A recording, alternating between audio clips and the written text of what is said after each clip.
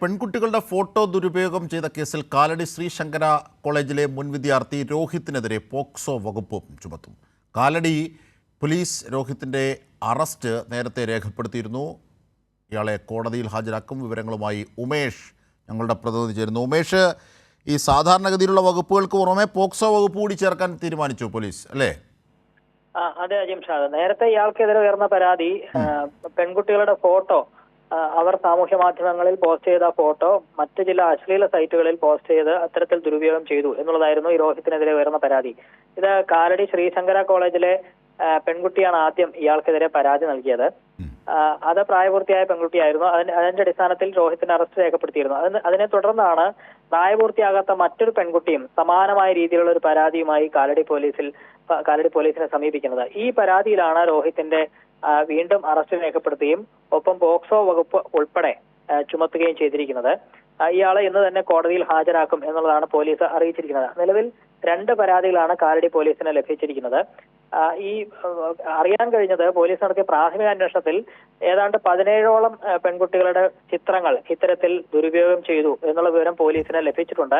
അതിനി വിശദമായ അന്വേഷണം അതേക്കുറിച്ച് നടത്തണമെന്നാണ് പോലീസ് പറയുന്നത്. ഇയാളെ വിശദമായി ചോദ്യം ചെയ്യുന്നതടക്കമുള്ള നടപടികളിലേക്ക് പോലീസ് കടക്കും. ഏതായാലും പോക്സോ വകുപ്പിന് പുറമെ IT ആക്ട് പ്രകാരമുള്ള കുറ്റങ്ങളടക്കം ഇയാൾക്കെതിരെ ചുമത്തിയിട്ടുണ്ട്.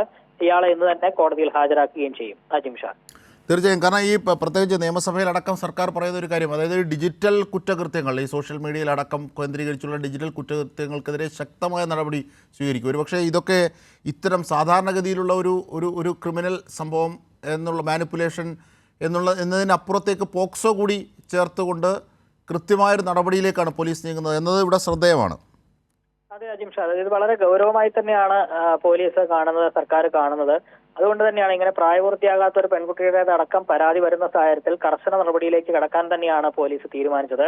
അതിന്റെ ഭാഗമായാണ് IT ആക്ടിന് പുറമെ പോക്സോ വകുപ്പ് കൂടി ഇയാൾക്കെതിരെ ചുമത്തിയിരിക്കുന്നത്. ഇത് ജാമ്യമില്ലാ കുറ്റമാണ്.